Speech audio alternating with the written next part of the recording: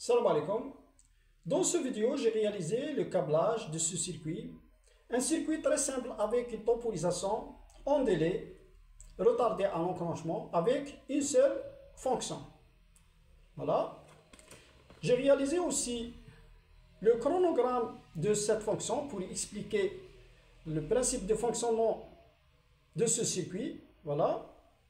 Bon, avant de commencer notre test, c'est-à-dire l'alimentation de notre câblage, je vais faire un test et tester l'état des contacts de notre relais temporisé à l'état repos, c'est-à-dire à l'état 0.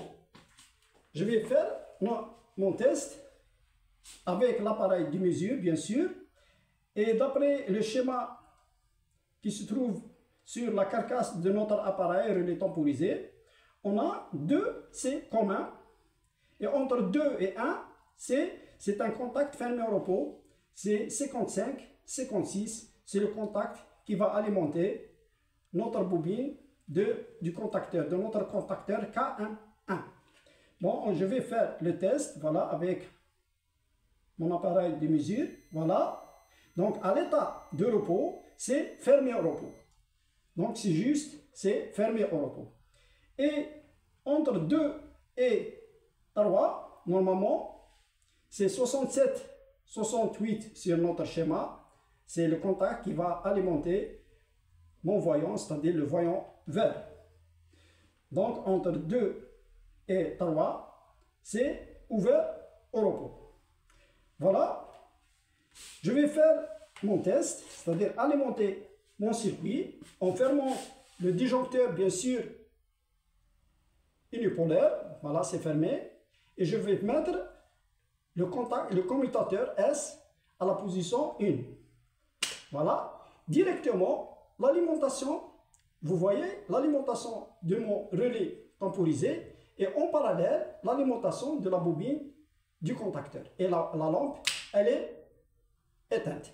Après un certain temps, voilà, après un certain temps, des excitations de la bobine du contacteur et alimentation du voyant, c'est-à-dire l'allumage de mon voyant, c'est-à-dire vert.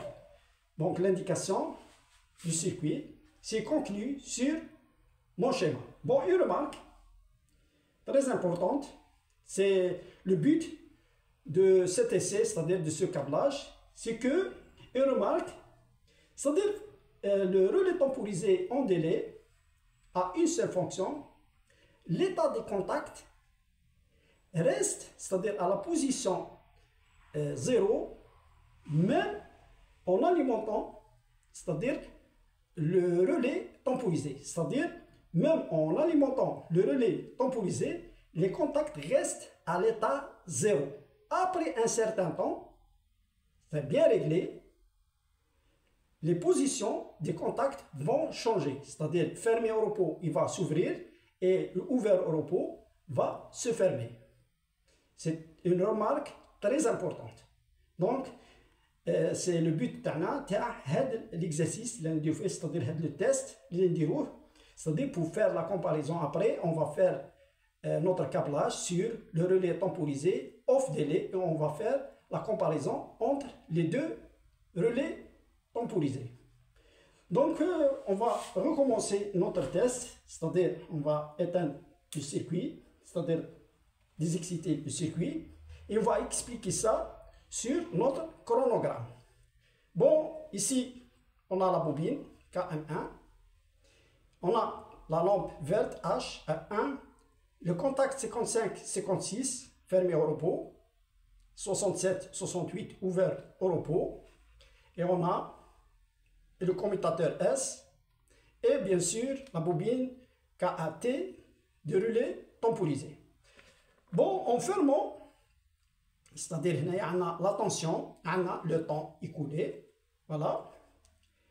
Bon, on a 0 et 1, 0 et 1, 0 et 1, c'est-à-dire la position c'est-à-dire des contacts et des charges. Bon, en fermant, ici, en fermant le commutateur, excitation automatique, excitation du relais temporisé. en parallèle, excitation de la bobine du contacteur KM1. Voilà. Excitation, c'est la position 1. Donc, excitation parce que l'état du contact, on a dit que l'état du contact 55-56 reste fermé. Et l'état du contact 67-68 reste ouvert. Après, bien sûr, il reste ouvert. Et des excitations, bien sûr, c'est-à-dire la lampe, elle est éteinte. Après un certain temps, qu'est-ce qui va se passer? Fermeture du contact 67-68, voilà. Après, c'est le temps écoulé, écoulé. Voilà. C'est le temps écoulé. Après un certain temps, le contact 67-68 va se fermer. Et la lampe va s'allumer. Voilà. La position 1 va s'allumer.